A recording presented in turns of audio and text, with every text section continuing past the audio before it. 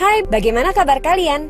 Semoga selalu dalam keadaan prima dan jauh dari ancaman virus serta penyakit apapun ya. Mengingat saat ini sedang marak tentang mewabahnya virus novel corona. Virus novel corona menyebabkan wabah pneumonia di kota Wuhan, Tiongkok pada Desember 2019 dan menyebar ke negara lainnya hingga kini. Penyebab infeksi virus corona tersebut antara lain percikan air liur pengidap bisa dari batuk dan bersin, menyentuh tangan atau wajah orang yang terinfeksi, menyentuh mata, hidung, atau mulut setelah memegang barang yang terkena percikan air liur pengidap virus corona. Gejala yang timbul bila terjangkit virus novel corona bisa beragam, bergantung pada jenis corona yang menyerang dan seberapa serius infeksi yang terjadi. Berikut beberapa gejala virus corona yang terbilang ringan: hidung beringus, sakit kepala, batuk, sakit tenggorokan, demam, merasa tidak enak badan.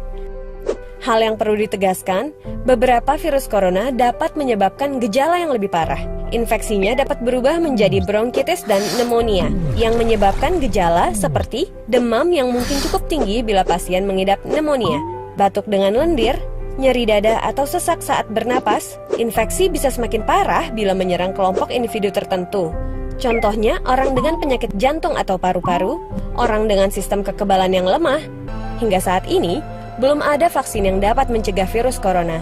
Maka dari itu, langkah terbaik adalah mencegah penyebaran virus tersebut, yaitu menghindari berpergian kecil, menggunakan masker saat beraktivitas di luar ruangan, terutama bila kamu beraktivitas di tempat umum. Rutin mencuci tangan dengan air dan sabun atau hand sanitizer yang mengandung alkohol. Tutup mulut dan hidung saat kamu batuk atau bersin. Jangan menyentuh mata, mulut, dan hidung sebelum mencuci tangan. Hindari berdekatan dengan orang yang sedang sakit. Jaga kebersihan benda yang sering disentuh dan kebersihan lingkungan. Semoga kita terhindar dari virus ini dan segala penyakit lainnya ya.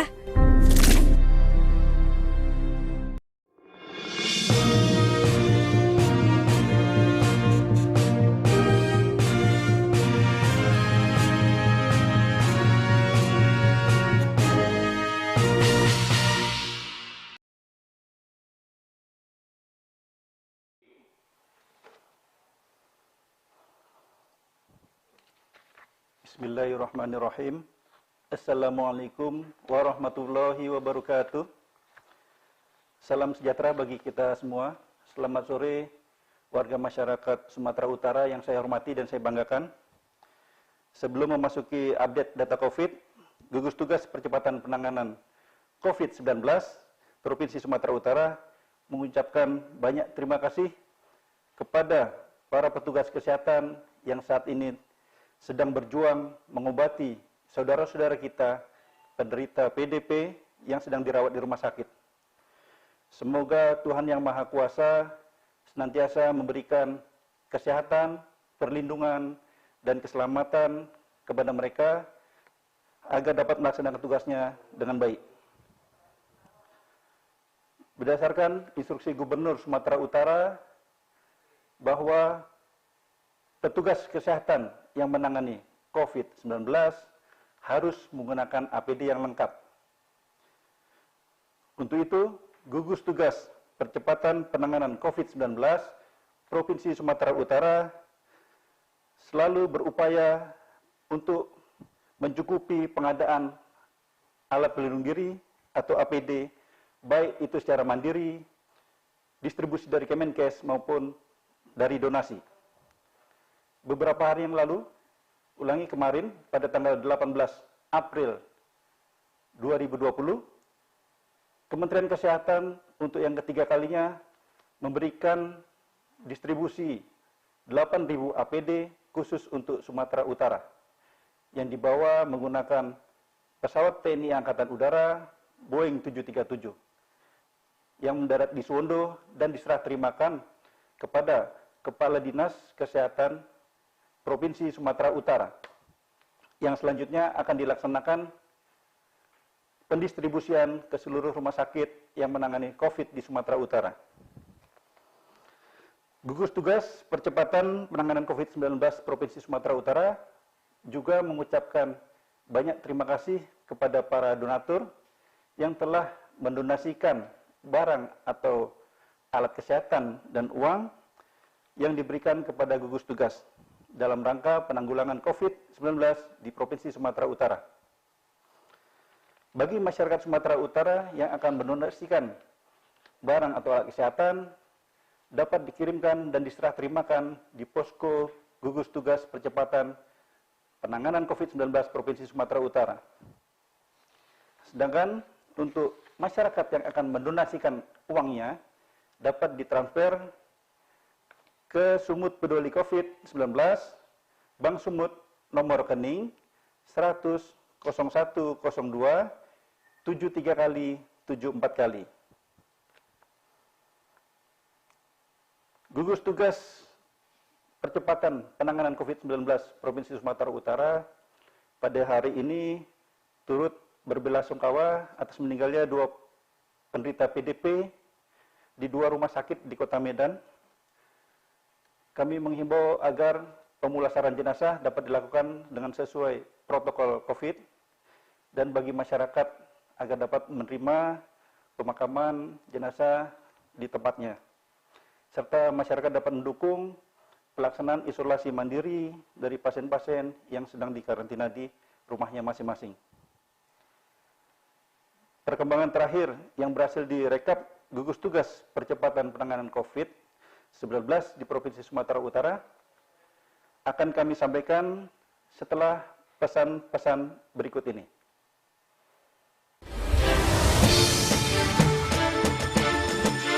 Alur rujukan Rumah Sakit Darurat Rujukan COVID-19, Rumah Sakit Marta Friska dan Rumah Sakit GL Tobing.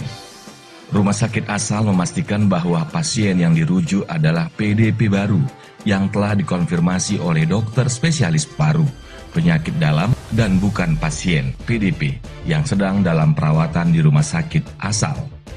Pasien PDP sudah harus dilakukan pemeriksaan darah lengkap, foto toraks, dan EKG sebelum dirujuk. Rumah sakit asal meminta persetujuan kesediaan pasien dirawat di rumah sakit darurat rujukan COVID-19 tanpa didampingi keluarga serta tidak ada jam kunjungan keluarga kecuali pasien anak di bawah 15 tahun. Pasien anak boleh didampingi 1 anggota keluarga. Rumah sakit menghubungi hotline Rumah Sakit Darurat rujukan COVID-19 Marta Friska Multatuli 061 414 9666 0813 6213 6822. Hotline Rumah Sakit Darurat rujukan COVID-19 Rumah Sakit JL Tobing 0822 6804 0024. Pasien dikirim dengan menggunakan ambulans rumah sakit asal dengan membawa hasil pemeriksaan.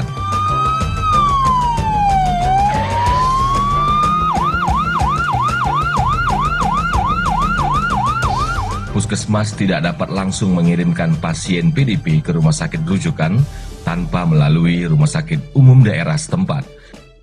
Rumah sakit, dokter dan petugas kesehatan adalah benteng terakhir. Andalah garda terdepan. Baik, saudara-saudara warga masyarakat Sumatera Utara, perkembangan terakhir yang berhasil direkap gugus tugas percepatan penanganan COVID-19 di Provinsi Sumatera Utara hari ini, Minggu, tanggal 19 April 2020, pukul 17.00 waktu Indonesia Barat adalah sebagai berikut. Pasien dalam pengawasan sebanyak 139 orang, penderita dengan PCR positif sebanyak 81 orang, peningkatan dibanding jumlah kemarin. Pasien penderita dengan rapid test positif sebanyak 23 orang. Pasien meninggal COVID positif sebanyak 10 orang. Dan pasien yang COVID positif yang sembuh sebanyak 13 orang. Angka penderita PDP di atas bersifat dinamis, bisa meningkat atau menurun. Angka tersebut adalah jumlah PDP yang saat ini sedang dirawat di rumah sakit di wilayah Sumatera Utara. Angka PDP akan bertambah bila ada PDP baru yang masuk rumah sakit yang selanjutnya dilakukan pemeriksaan swab PCR dan dilaporkan ke Dinas Kesehatan Kabupaten Kota, yang selanjutnya dilaporkan ke Dinas Kesehatan Provinsi.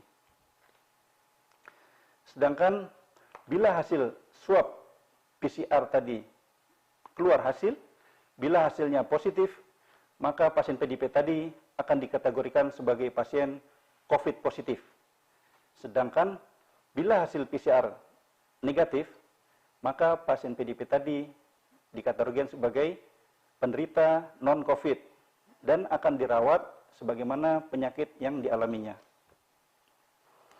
Saudara-saudari warga masyarakat Sumatera Utara yang saya hormati, untuk sebaran data PDP di wilayah Sumatera Utara masih sama seperti kemarin. Yang tertinggi adalah di Kota Medan sebanyak 70 PDP, kemudian disusul oleh Kabupaten Simalungun sebanyak 18 dan Kabupaten Deli Serdang sebanyak 17. Wabah COVID-19 di dunia masih terus berlangsung. Bahkan negara-negara maju dan negara adidaya pun tidak lepas dari permasalahan wabah coronavirus ini. Angka penderita yang terdiagnosa COVID-19 dan angka kematian sangat fantastis sekali, mencapai angka puluhan ribu bahkan ratusan ribu. Hal ini cukup menjadi contoh bagi kita sebagai warga masyarakat Sumatera Utara agar supaya kejadian ini tidak sampai terjadi di wilayah kita. Untuk angka penderita COVID di Kota Medan, dari ke hari didapatkan ada peningkatan. Namun demikian, kita dapat melihat banyak warga masyarakat, termasuk penduduk yang kurang menyadari dan mengabaikannya.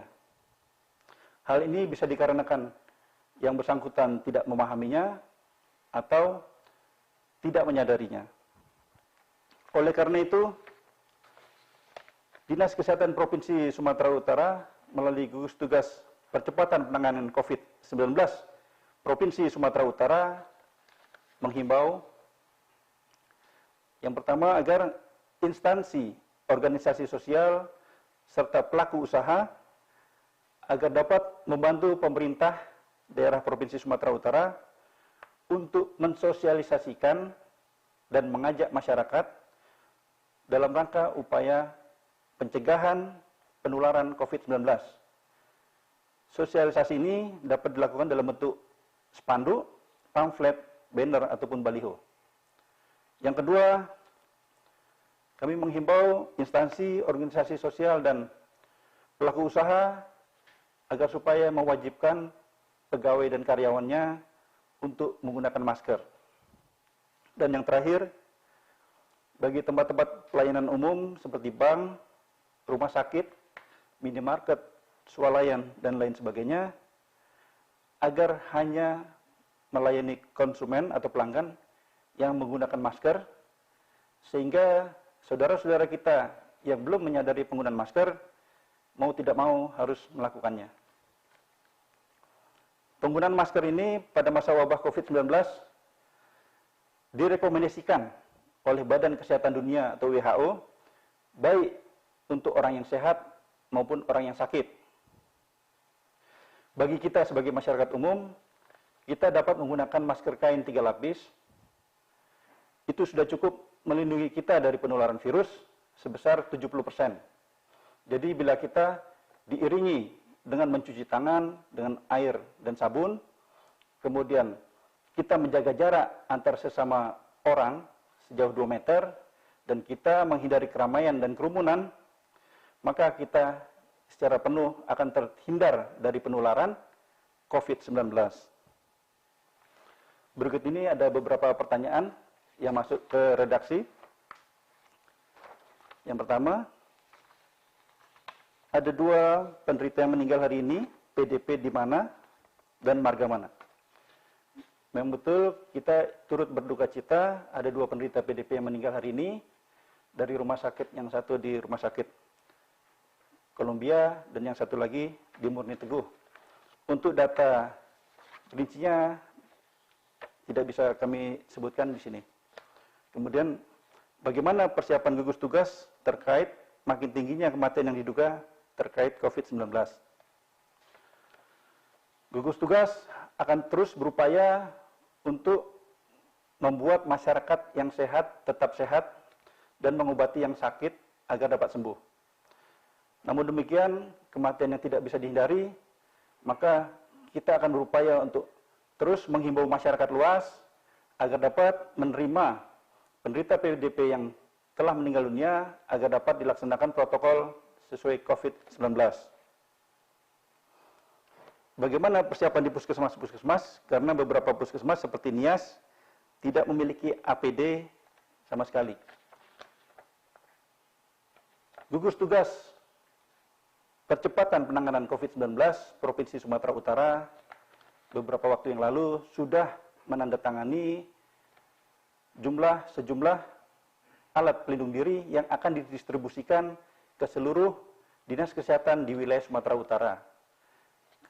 Mungkin karena jarak yang jauh dalam proses pengiriman.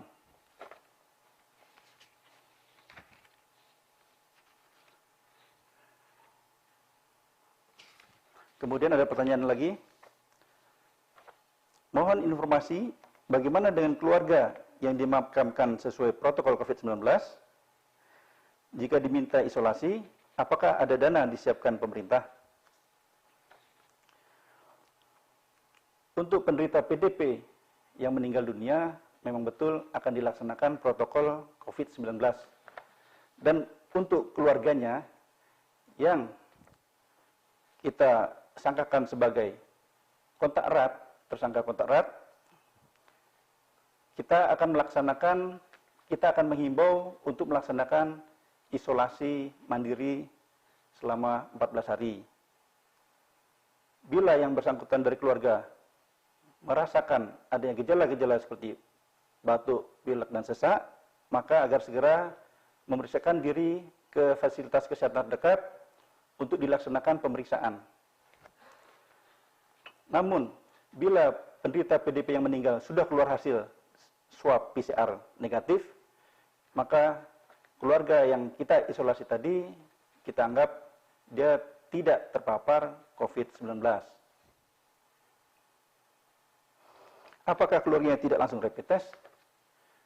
Bila penderita yang meninggal dunia tadi COVID positif, maka dipastikan untuk keluarga dekatnya akan segera dilaksanakan rapid test. Bila hasil rapid test positif, maka keluarga tadi akan diperiksa swab PCR untuk memastikan adanya virus di tubuh dari keluarga tadi.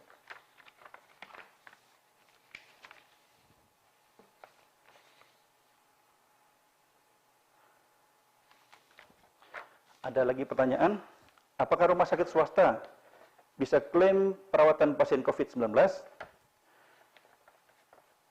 Pasien COVID-19 yang dilakukan perawatan di rumah sakit dapat diajukan pengklaimannya kepada pemerintah. Alur dan teknis pengklaimannya dapat dikomunikasikan di gugus tugas percepatan penanganan COVID-19.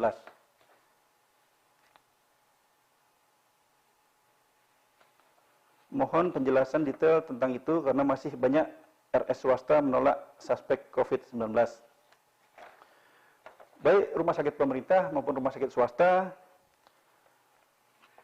diizinkan untuk merawat pasien COVID-19 dengan satu syarat, memiliki alat pelindung diri yang lengkap. Karena pelayanan penanganan pasien COVID-19 tanpa menggunakan alat pelindung diri sangat berisiko terhadap petugas kesehatan yang merawatnya tadi. Demikian.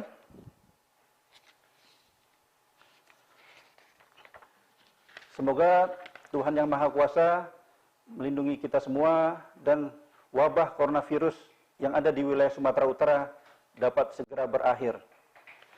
Sumut lawan COVID-19 bersama kita bisa. Horas!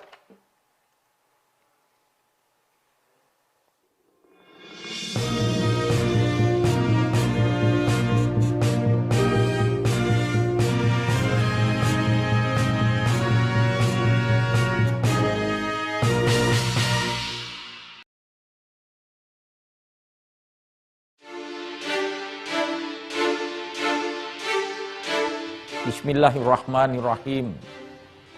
Assalamualaikum warahmatullahi wabarakatuh. Salam sejahtera bagi kita semua. Om Swastiastu, Namo Buddhaya. Salam kebajikan. Saya Edi Rahmayadi, Gubernur Sumatera Utara, menghimbau kepada seluruh saudara-saudaraku, masyarakat Sumatera Utara yang saya cintai, agar tidak mudik, baik keluar dari Sumatera Utara maupun masuk ke Sumatera Utara. Ini bertujuan untuk memutus mata rantai penyebaran COVID-19. Saya mohon kepada saudara-saudaraku, ini untuk kebaikan kita bersama. Di situasi seperti ini, kita bisa bersilaturahmi dengan keluarga menggunakan video call, sosial media, atau teknologi lainnya. Tidak harus berkunjung ke rumah keluarga. Jadilah pahlawan untuk melindungi diri, keluarga, juga Sumatera Utara yang kita cintai ini. Saat ini, Sumatera Utara sudah meningkatkan status dari siaga darurat bencana non-alam COVID-19 menjadi status tanggap darurat hingga tanggal 29 Mei 2020. Demi keselamatan kesehatan warga Sumatera Utara, kita harus kompak memutuskan rantai penyebaran COVID-19. Mari kita berdoa kepada Tuhan yang Maha Esa, Allah Subhanahu wa Ta'ala. Semoga situasi segera kembali pulih dan kita terbebas dari bencana ini. Wabillahi taufik wal hidayah. Wassalamualaikum warahmatullahi wabarakatuh.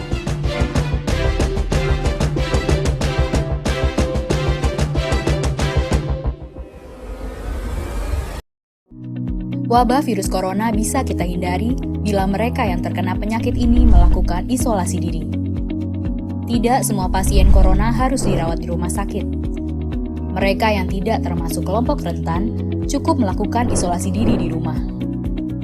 Protokol isolasi diri sendiri dalam penanganan COVID-19. Mengapa orang yang diduga tertular COVID-19 diisolasi setidaknya 14 hari? Gejala COVID-19 biasanya muncul dalam rentang 1-14 hari berupa batuk, demam, atau sesak nafas. Dalam selang waktu itu, kondisi orang diduga terinfeksi COVID-19 diisolasi dan dipantau di rumah sakit, rumah, atau tempat lain. Untuk memastikan infeksi, akan dilakukan tes beberapa kali. Apabila Anda bukan kelompok rentan seperti lansia atau memiliki penyakit kronis lain seperti diabetes, jantung, kanker, penyakit paru kronik, AIDS, penyakit autoimun, dan sejenisnya, maka Anda dapat secara sukarela atau berdasarkan rekomendasi petugas kesehatan melakukan isolasi mandiri. Apakah isolasi mandiri itu? Isolasi mandiri adalah upaya mencegah penyebaran COVID-19 dengan berdiam diri di rumah sambil memantau kondisi diri kita, seraya tetap menjaga jarak aman dari orang sekitar atau keluarga. Siapa yang perlu melakukan isolasi mandiri? Siapapun yang memiliki gejala sakit seperti demam, batuk atau pilek, nyeri tenggorokan, atau gejala penyakit pernafasan lainnya, atau termasuk dalam kelompok orang dalam pemantauan atau ODP, yaitu orang yang pernah berkontak erat dengan pasien positif COVID-19 dan atau orang dengan riwayat perjalanan dari negara atau transmisi lokal COVID-19. Berapa lama waktu isolasi diri? Setidaknya selama 14 hari sampai hasil pemeriksaan sampel di laboratorium diketahui. Apa yang perlu dilakukan saat isolasi mandiri? Tinggal di rumah dan jangan keluar. kecuali untuk mencari pertolongan medis. Sebisa mungkin, gunakan kamar terpisah dan selalu jaga jarak setidaknya 1 meter dari anggota keluarga lain. Selalu gunakan masker selama masa isolasi diri. Ganti masker secara rutin apabila basah atau kotor.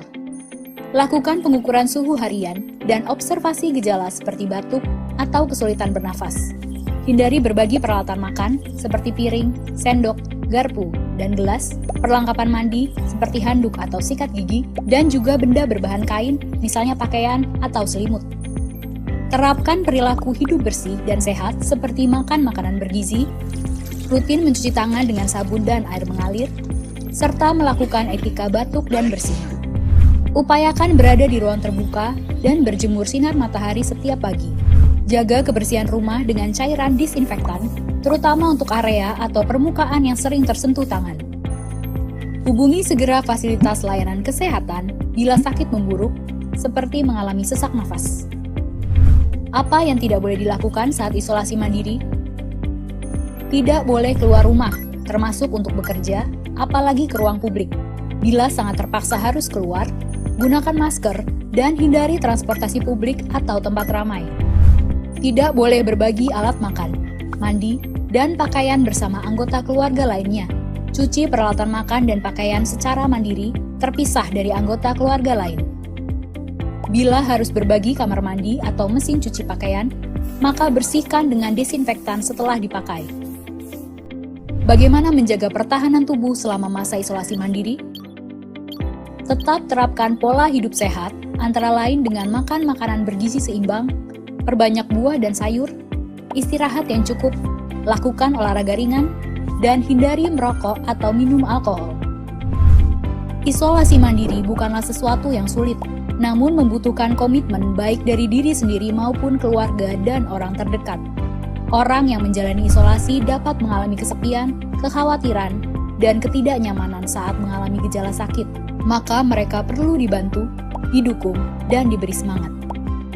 Mari saling berempati, perkuat solidaritas, dan bersama kita melawan corona.